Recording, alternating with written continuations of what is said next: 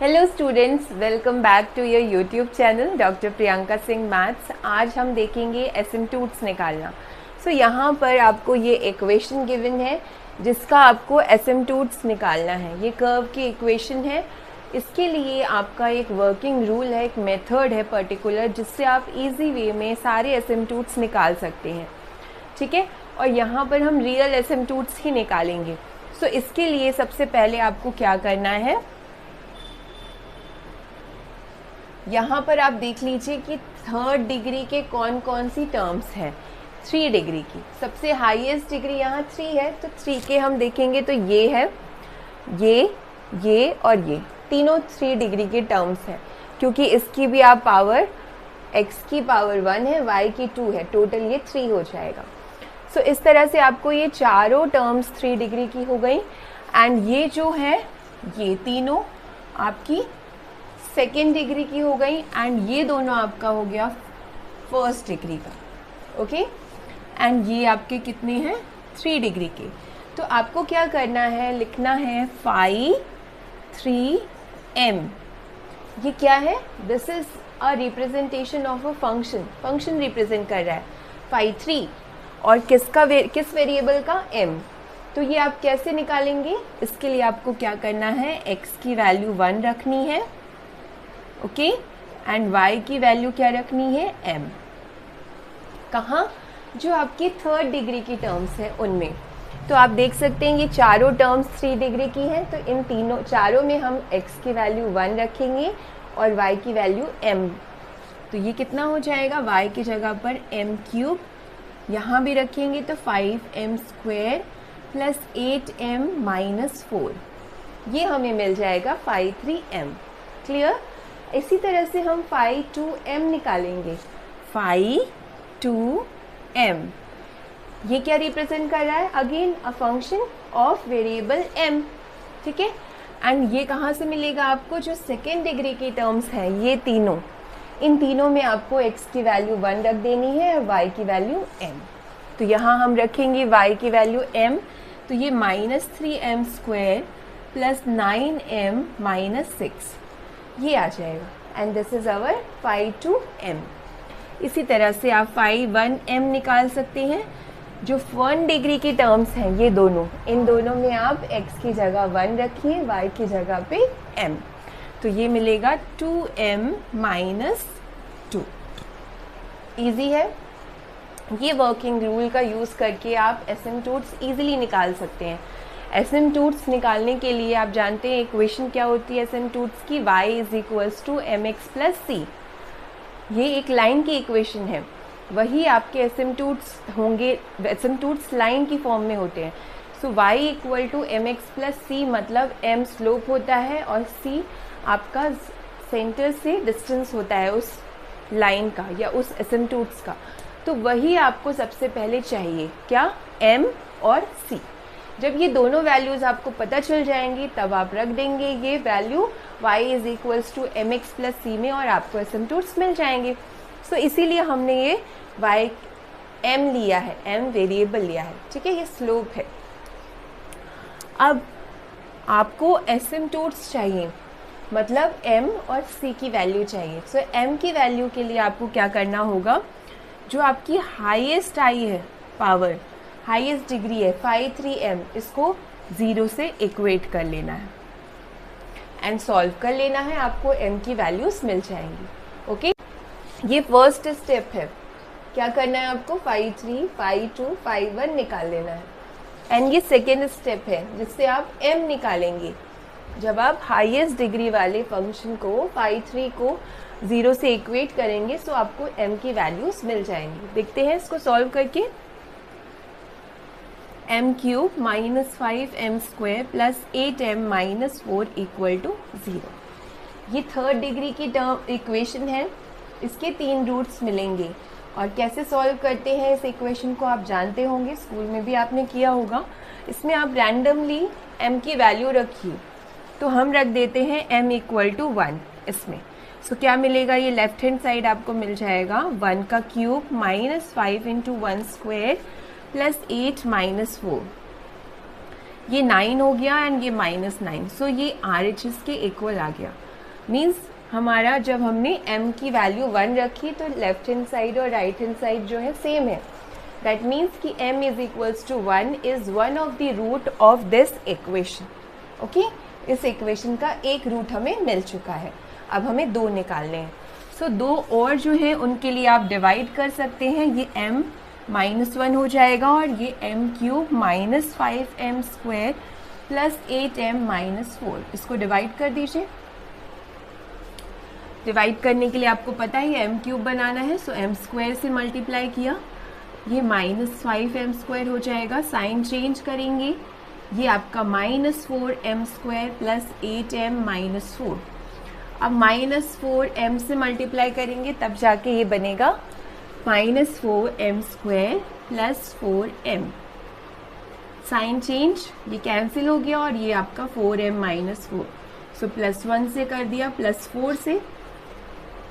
सो ये हमारा सॉल्व हो गया। दैट मीन्स कि एक तो रूट आपका m-1 है ही, दूसरा आप यहाँ से निकालेंगे ये जो आपका क्वोशिएंट आया है इसको सॉल्व करके। सो इसको सॉल्व करना बहुत इजी है, मिडल टर्म स्प्लिट कर देंगे इस फॉर्म में।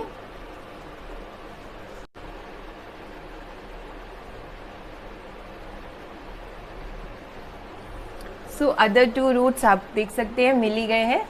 ये आपको कितना मिल गया, m-1, m-2, m-2 equal to 0। So m की 3 वैल्यूज़ मिल गई, एक 1, एक 2 एंड अगेन 2। सो इससे हमने m की वैल्यू निकाल ली जो कि आ गई 1, 2, 2। अब हम c की वैल्यू निकालेंगे। c क्या है मैं यहाँ लिख देती हूँ एक बार। m हमारा आया है 1, 2, 2, ये हमने सेकेंड पॉइंट से कर लिया था सॉल्व। अब हम c के लिए सॉल्व करेंगे। सो c का फॉर्मूला होता है -5n-1m डिवाइडेड बाई 5nm। ये मैंने इन जनरल लिख दिया है। आपका यहाँ n हाईएस्ट पावर को इंडिकेट करेगा, हाईएस्ट डिग्री को, जो कि यहाँ 3 है, तो आप 3 लेंगे तो ये क्या बन जाएगा आपका c is equals to -5 upon 5-3m। So ये है हमारा formula in general to calculate the value of c। क्या है, 5 माइनस में 5n-1m डिवाइडेड बाई 5n-m। ये डैश क्या है, डेरिवेटिव है 5 फंक्शन का विथ रिस्पेक्ट टू m।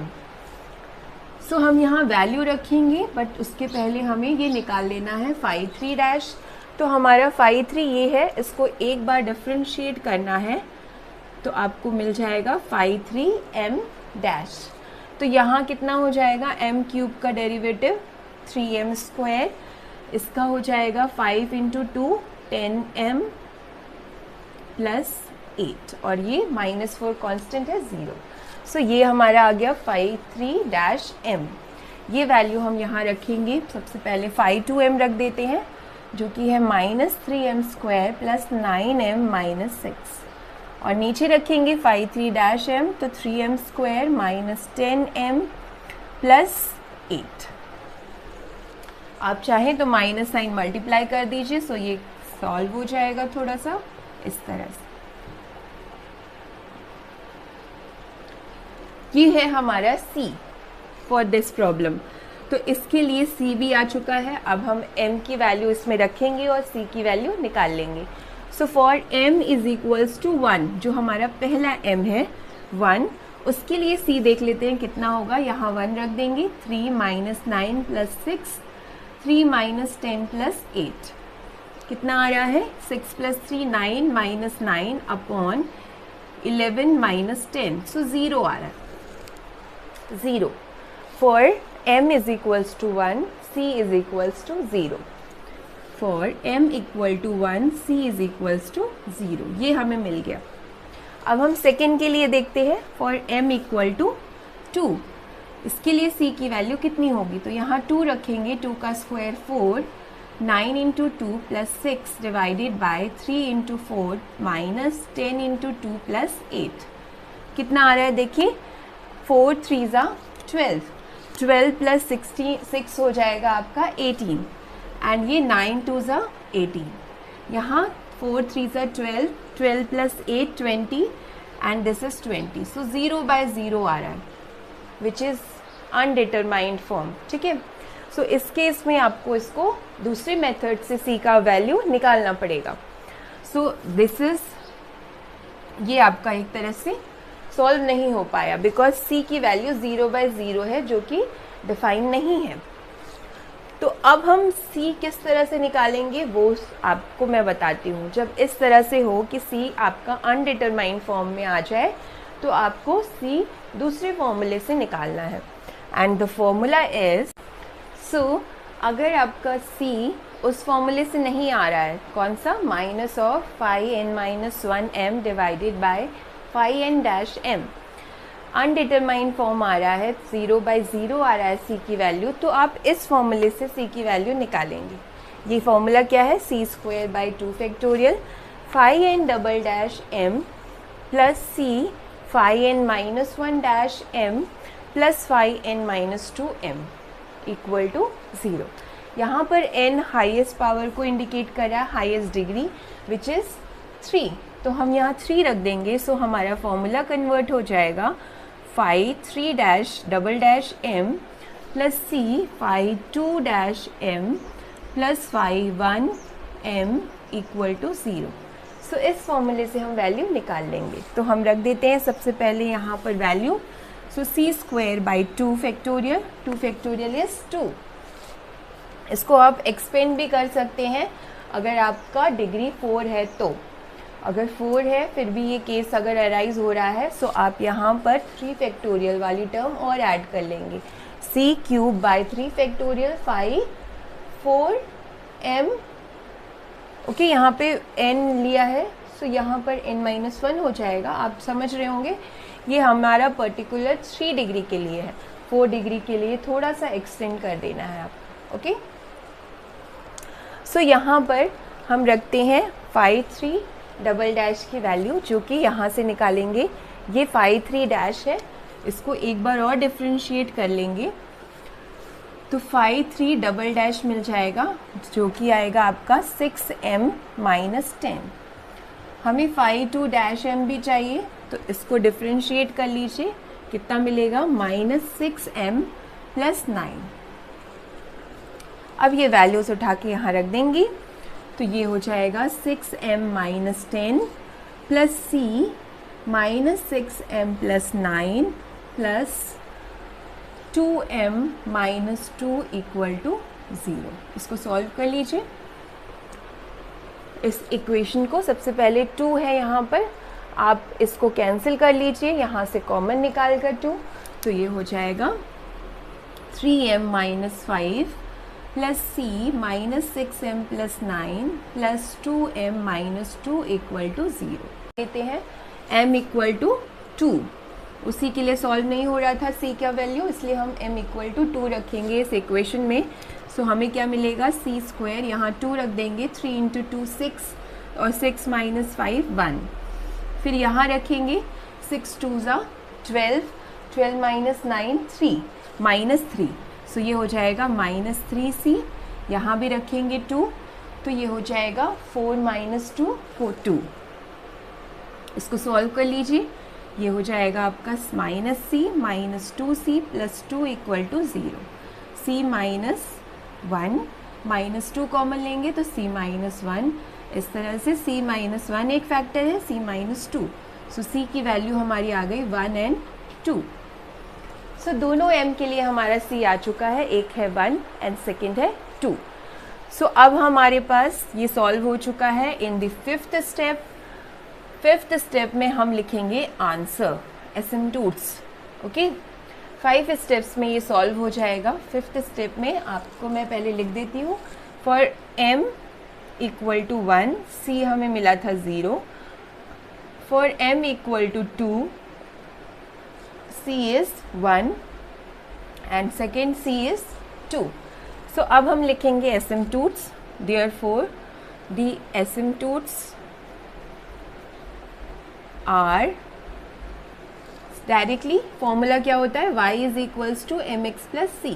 ये है एसिम्प्टोट्स एक लाइन. तो इसमें आपको सबसे पहले m की वैल्यू यहाँ फर्स्ट 1 रख देनी है और c की वैल्यू 0, तो y इक्वल टू x मिल जाएगा फर्स्ट एसिम्पटोट। सेकेंडली m की वैल्यू 2 रखेंगे और c की 1, तो ये हो जाएगा 2x प्लस 1, ये सेकेंड एसिम्पटोट। थर्ड के लिए m की वैल्यू 2 एंड c की वैल्यू भी 2, तो ये हो जाएगा 2x plus 2। So these are 3 asymptotes and यही हमारे आंसर है। तीनों एसिम्पटोट्स हमें मिल